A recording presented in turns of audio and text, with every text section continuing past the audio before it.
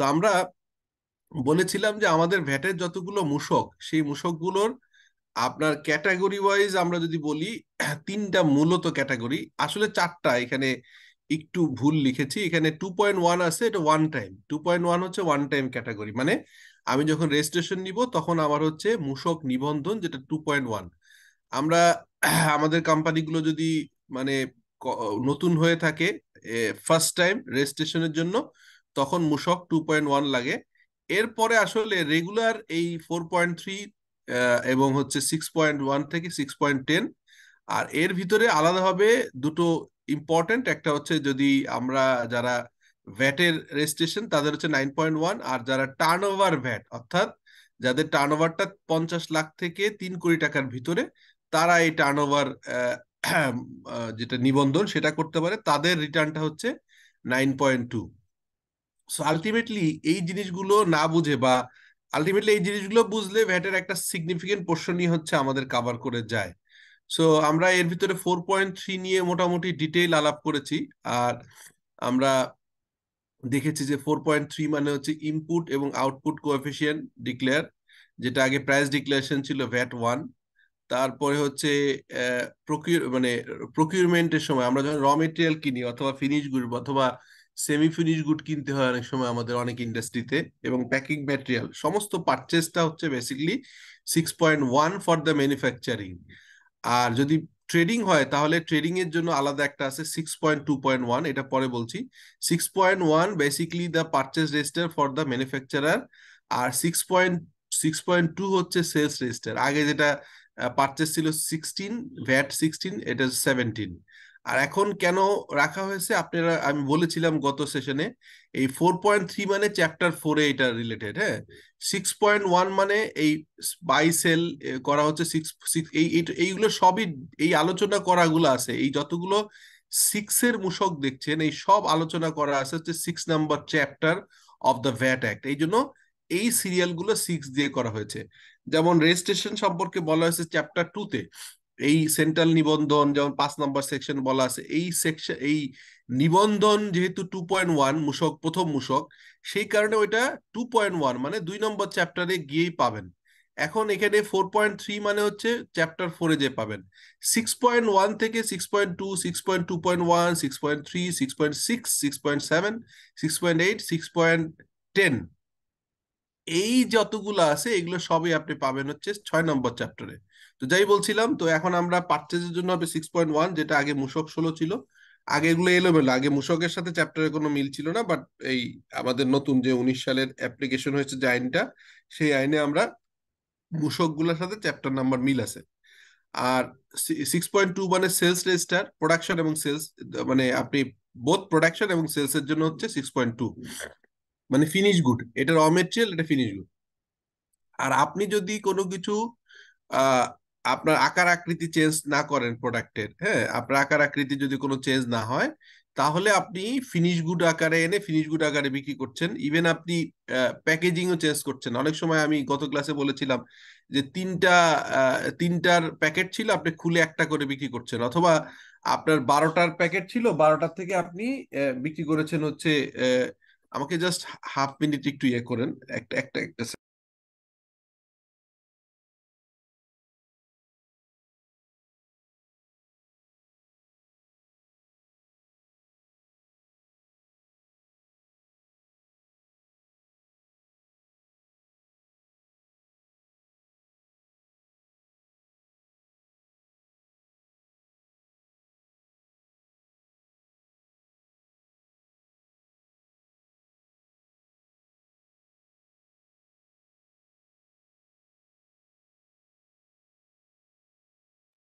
আমি সরি, একটা গুরুত্বপূর্ণ ফোন আসছিল, যাই হোক।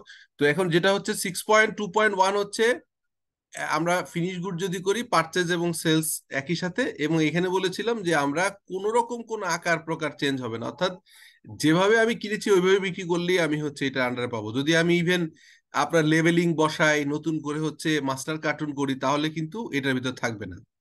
আচ্ছা, তারপরে 6.3, যেটা আগের মূসক 11 ছিল, এটা খুবই বিখ্যাত একটা মূসক, আমাদের ডেইলি লাগে 6.3।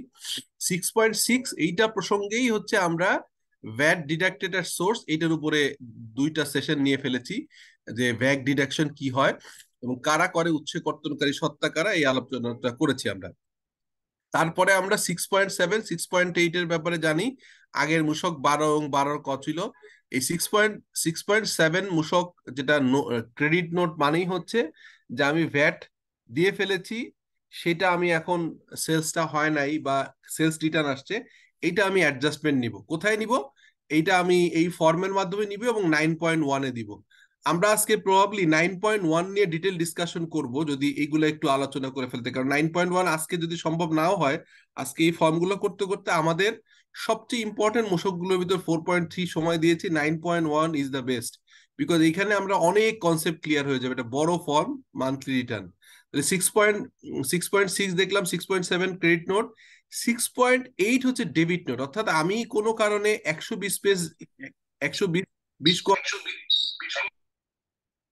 120 120 পিস সেল করার জন্য আমি একটা 6.3 কেটেছি।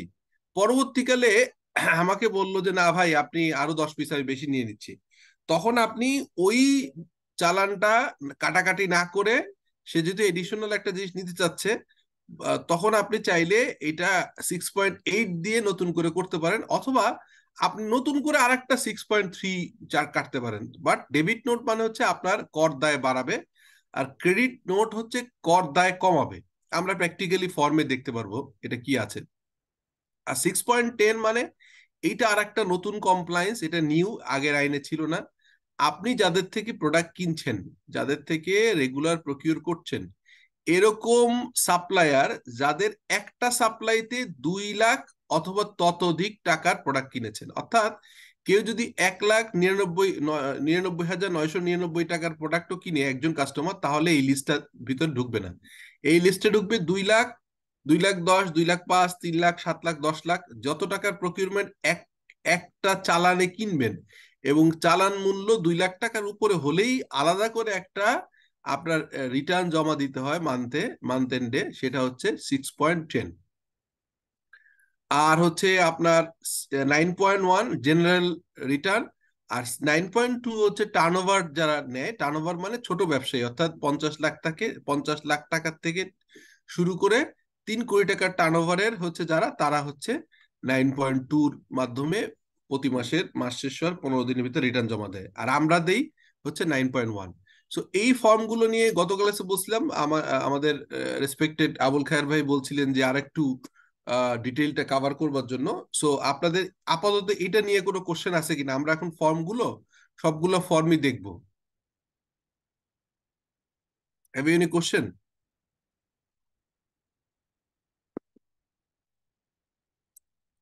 হ্যালো, আসসালামু আলাইকুম। আসলাম জি, বলেন ভাই। পারচেজ ম্যানেজার বলছিলাম। জি জি বলেন। আমরা যখন পারচেজের ক্ষেত্রে 2 লাখের উপরে, দ্যাট মিনস 50 লাখ বা 1 কোটি যখন ক্রয় করি, হ্যাঁ আমরা তখনও 6.3-র মাধ্যমে ভ্যাট চালানটা নিয়ে থাকি। তো সেই জি। ক্ষেত্রে কি আমাদের 6.3-র পাশাপাশি আরো কি 6.10-এর চালান নিতে হবে? আহ, ভাই, সেটা হচ্ছে 6.3 দিয়ে আপনি কিনে নিবেন চালান। হ্যাঁ, এটা হচ্ছে আপনাকে দিবে হচ্ছে আপনার বিক্রেতা, আপনাকে দিবে আপনি ক্রেতা হিসেবে। আর 6.10 হচ্ছে ক্রেতার রেসপন্সিবিলিটি না, সরি, বিক্রেতার রেসপন্সিবিলিটি, এটা আপনার রেসপন্সিবিলিটি। আপনি মাস শেষে ভ্যাট অথরিটিকে জানাবেন যে আমি সারা মাসে 2 লক্ষ বা তার অধিক কতটা প্রকিউরমেন্ট করছি। অর্থাৎ 6.3 হচ্ছে যিনি বিক্রেতা, উনি আপনাকে দিবে, আপনি রেখে দিবেন, হ্যাঁ, আপনি ফাইলিং করবেন। আনলেস আদারওয়াইজ আপনি হচ্ছে ওই মূসক 6.6-এর আন্ডারে পড়েন। অর্থাৎ আপনি যদি উৎসে কর্তনকারী সত্তা হন এবং আপনার সাপ্লায়ার যদি ম্যানুফ্যাকচারার না হয়, উনি যদি নিজে ট্রেডিং করে, তাহলে আপনি 6.3 দেওয়ার পরেও কিন্তু রিডিউস রেটে যদি সে দেয়, আপনি এটা কি ভ্যাট উৎসে কর্তন করবেন। আর না হলে আপনি 6.3 দিলে, ম্যানুফ্যাকচারার দিলে আপনার কোনো কাজ নেই। 6.3 যখন দিবে ম্যানুফ্যাকচারার, তখন কিন্তু আপনি টাকা, ওই প্রোডাক্টের মূল্য আর হচ্ছে ইয়ে সহ, আপনার ভ্যাট সহ টোটাল টাকাটাকে, পণ মূল্য পুরোটাই তাকে দিয়ে দিবেন, এটাই আপনার কাজ। কিন্তু যদি আপনি প্রকিউরমেন্ট করবার ক্ষেত্রে একটা সিঙ্গেল প্রকিউরমেন্ট, একটা ইনভয়েস যদি আপনি কিনেন যেটা 2 লাখ, 2 লাখ বা তার অধিক, এরকম যতগুলো সারা মাসে কেনা হবে সেটা একটা লিস্ট আপনাকে জমা দিতে হবে। এই লিস্টটার দায়িত্ব হচ্ছে ক্রেতার, নট বিক্রেতার। বিক্রেতারা তো আপনাকে বিক্রি করে চলে গেছে, কিন্তু আপনি সারা বছর ধরে কতগুলো 2 লাখ, 2 লাখ বা তার উপরে কিনেছেন সেটা এনবিআর এ জমা দিতে হবে। এখন আমার একটা কোশ্চেন আপনাদের কাছে, কেন এনবিআর এই রুলটা করলো? কেউ বলতে পারবেন যে এনবিআর তো আপনাকে একটা এক্সট্রা বার্ডেন দিয়ে দিল, হ্যাঁ এটা আমরা বুঝি যে মাস শেষে আমাদের একটা এক্সট্রা কাজ বাড়িয়ে দিল, হ্যাঁ, কিন্তু এইটা বাড়ানোর উদ্দেশ্যটা কি, কেন করলো? Have you any idea? মানে পারচেজ ভলিউমটা মেজার করার জন্য হয়তো এটা করেছে আর কি। পারচেজ ভলিউম ভাই এমনিও পারবে, আপনার ইনকাম স্টেটমেন্টে পারচেজ ভলিউম থাকে। এটা মূলত করার চেষ্টা করছে, ধরেন ছোট ছোট কেনাকাটা আমরা করি, এই প্রত্যেকের সাথে হয়তো ওরা রিকনসাইল নাও করতে পারে, কিন্তু বড় যে প্রকিউরমেন্ট গুলো করছি, আমি ক্রেতা বলছি যে আমি লেটস সে আমি হচ্ছে বিশ্বলিউশন, আপনি আমানত শাহ, আমি আপনাকে একটা প্রোডাক্ট সাপ্লাই দিয়েছি, আপ- যার দাম 3 লাখ টাকা। এখন আপনি যখন মাস শেষে দিচ্ছেন যে আমি বিশ্ব সলিউশনের থেকে কিনেছি 3 লাখ টাকা, আমি স্কোয়ারের থেকে কিনেছি 2.5 লাখ টাকা, আমি এসিআই থেকে কিনছি 4.5 লাখ টাকা, এই লিস্টটা দিলেন, তখন ওরা যে দেখবে যে ওই ওই বিক্রেতারা তাদের রিটার্নে দেখিয়েছে কিনা, তাদের ভ্যাটটা দিয়েছে কিনা, যে মূসক তো 6.3 কেটে দিছে, কিন্তু আসলে সে কিন্তু টাকাটা জমা দিছে কিনা, বা সে কম বেশি করছে কিনা, বা কোন একটা টেকনিকে আপনি যা বলছেন তার সাথে কোনো ডিফার করছে কিনা, এই রিকনসিল করতে চায়। এই কারণেই তারা এটা করেছে, যাতে করে ক্রেতা এবং বিক্রেতা তথ্যের ভিতরে রিকনসাইল করতে পারে। That's why they took took this initiative. আর আপনার ভলিউম তো বোঝাই যায়, আপনার ভলিউম এই ফরম্যাটেও বোঝা যাবে যে আপনি আসলে বড় প্রকিউর কিনেন, আপনি বড় বড় কেনাকাটা করেন, কত বড় এটা বুঝতে পারবে। আবার আপনার ইনকাম স্টেটমেন্টে তো রিফ্লেকশন থাকবেই, সেলস এর এগেনস্টে সিওজিএস কত, সেই ভলিউম থেকেও জাজ করা যেতে হবে। এটা মূলত করা হয়েছে to reconcile the data with customer, কাস্টমারের থেকেও নিল, আর হচ্ছে পার্চেজারের কাছ থেকেও নিল, মানে বায়ার এবং সেলার দুই দিক থেকে নিয়ে তারা রিকনসাইল করার চেষ্টা করে যে তথ্যগুলো দুই দিক থেকে একই আসলো কিনা। ঠিক আছে ভাই?